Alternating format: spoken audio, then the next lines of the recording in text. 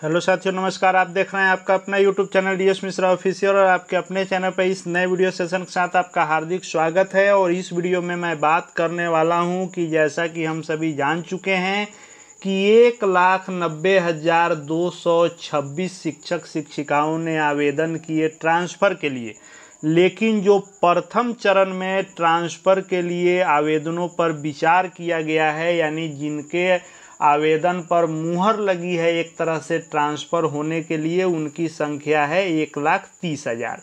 यानी कुल मिलाकर के देखें तो 60,000 प्लस लोग हैं जिनका ट्रांसफ़र इस बार नहीं हो रहा है। यह 60,226 हो सकता है या 200-400 नीचे ऊपर और हो सकता है। यानी एक प्रकार से लगभग देखें तो 60,000 के करीब में संख्या है जिनका ट्रांसफ़र इस बार नहीं हो रहा है।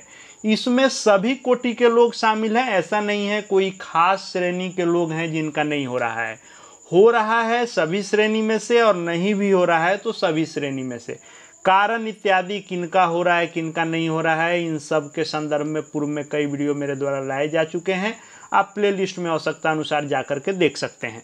लेकिन इस वीडियो में मैं बात करने वाला हूं कि लगातार ट्रांसफ़र वाले वीडियो पर कमेंट आ रहे हैं कि सर 60,000 जिनका ट्रांसफ़र नहीं हो रहा है उनका कब होगा, कैसे होगा, उनका होगा या नहीं होगा, इस पर मैं बात करने वाला हूं। तो वीडियो खास होगा, अंत तक मेरे साथ बने रहेंगे। और यदि चैनल से अब तक नहीं जुड़े होंगे तो चैनल को सब्सक्राइब करके बेल आइकन को प्रेस कर लेंगे, ताकि आगे भी शिक्षा जगत से जुड़ी हर महत्वपूर्ण जानकारी आप तक मिलती रहे। तो 1,30,000 लोगों का जो यह ट्रांसफ़र होना है, इसके लिए प्रक्रिया भी शुरू हो चुकी है। जिला शिक्षा पदाधिकारी के लॉगिन में सभी लोगों का सूची आ गया है और एक एक करके उनके द्वारा विद्यालय आवंटन की प्रक्रिया पूर्ण भी की जा रही है। और यह प्रक्रिया शुरू भी हो चुकी है। लगभग 25 जिलों में 23 जिलों में पहले दिन ही प्रक्रिया शुरू हो गई है। बाकी भी जो बचे हुए 13 या 15 जिले थे उसमें भी आज से यह प्रक्रिया शुरू हो गई है।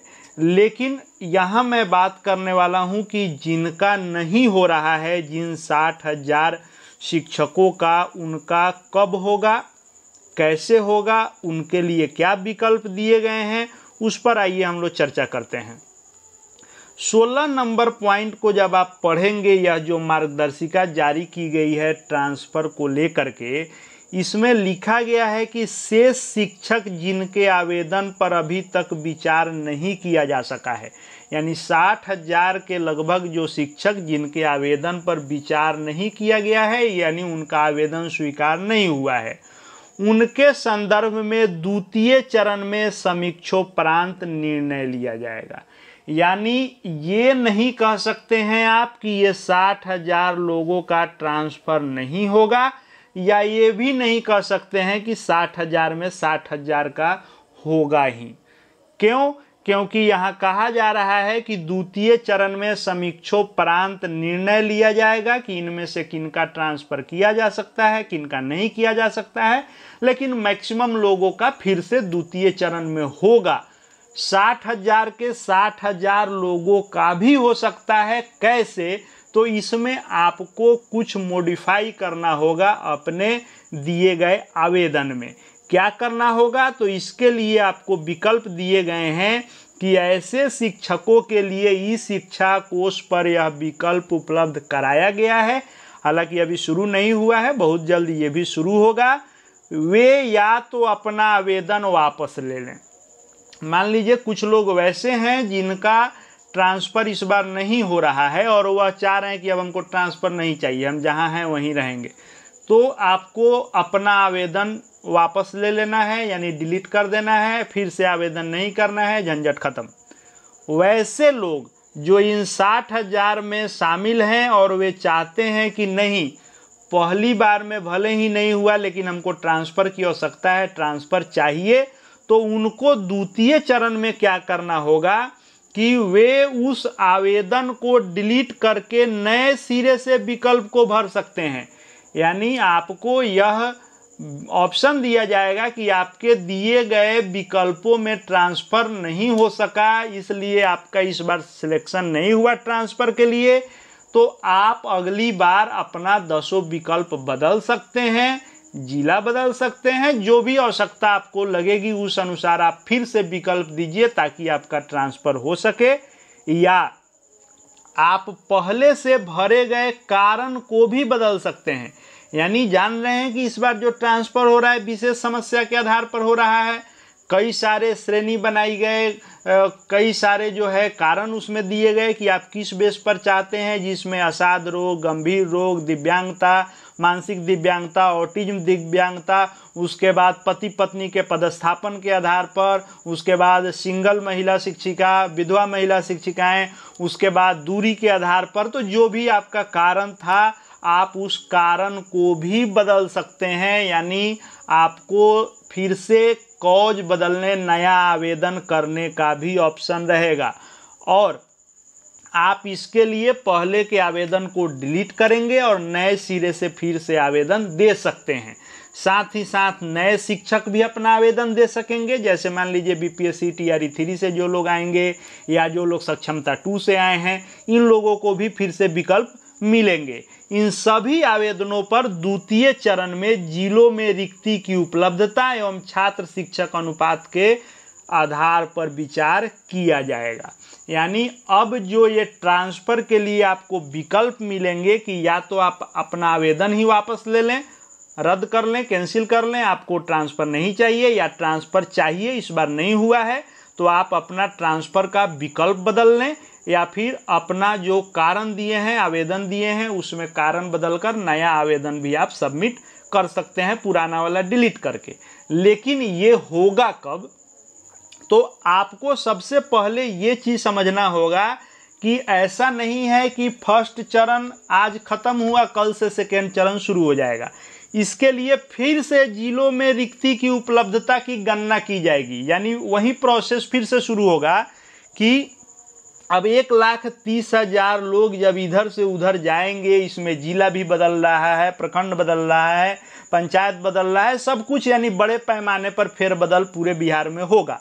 तो इस बदलाव के बाद क्या स्थिति बनती है रिक्ति को लेकर के, हो सकता है कि कहीं ज़्यादा रिक्ति बन जाए, कहीं कम रिक्ति बन जाए, तो एक बार पुनः रिक्ति मांगी जाएगी सभी जिलों से, क्योंकि इसमें बीपीएससी टीआरई 3 से भी बहाली हुई है। फिर जो 1,30,000 लोगों का इधर उधर ट्रांसफ़र होगा, फिर हेडमास्टर, हेड टीचर का भी इसमें जो है बहाली होगी, तो वो उन लोगों का भी जगह बदलेगा, पोस्ट बदलेगा, तो वो भी रिक्तियां बनेंगी। तो इस तरह से फिर से नई रिक्ति मांगी जाएगी सभी जिलों से।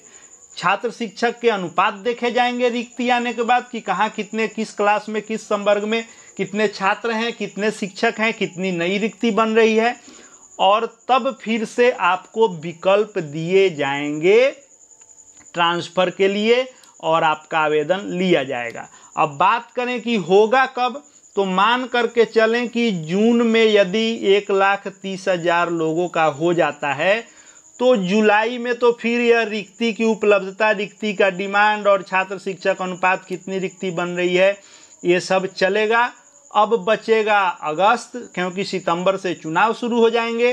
तो शिक्षा विभाग यदि चाहेगा कि चुनाव से पहले द्वितीय चरण का किया जाए, तो इसके लिए इसको करना ये होगा कि आपसे आवेदन तुरंत ले ले। फर्स्ट चरण खत्म हो और जो ये विकल्प देने की बात है कि डिलीट करके नया आवेदन लें, तो आवेदन भी लेता रहे और रिक्ति की गणना भी करती रहे अगर विभाग, तब आपका अगस्त में संभव है। क्योंकि ऐसा आदेश भी आया है कि अगस्त तक ट्रांसफ़र पोस्टिंग हो सकता है, अगस्त के बाद नहीं होगा। लेकिन यदि इसमें डिले हो जाएगा तो आप मान करके चलिए कि विधानसभा चुनाव के बाद ही होगा। यानी कम चांस है कि चुनाव से पहले द्वितीय चरण का होगा, ज़्यादा चांस है कि द्वितीय चरण का ट्रांसफ़र चुनाव के बाद होगा। यदि विभाग बहुत तत्परता दिखाए तो 2 महीने समय है विभाग के पास, जुलाई और अगस्त। इस 2 महीने में चाहे तो द्वितीय चरण का कर सकता है, और यदि रिक्ति इत्यादि की गणना समय से नहीं हुई तब चुनाव तक इंतजार करना पड़ेगा द्वितीय चरण के लोगों को, चुनाव बाद ही संभावना बनेगी। अब देखने वाली बात है, विभाग द्वितीय चरण पर यदि तत्परता दिखाता है तब संभव है, अगर थोड़ा सा भी विभाग लेट लतीफ़ी करेगा तो फिर चुनाव बाद ही आपका ट्रांसफ़र हो सकेगा। जैसे जो अपडेट निकल करके आएंगे सब लेकर के आता रहूँगा। चैनल से जुड़ जाएंगे, चैनल को सब्सक्राइब करके बेल आइकन को प्रेस कर लेंगे। साथ ही हमारे Telegram channel DS Mishra official से भी जुड़ जाएंगे। शिक्षा जगत के हर पत्र PDF आपको वहाँ मिलते रहेंगे।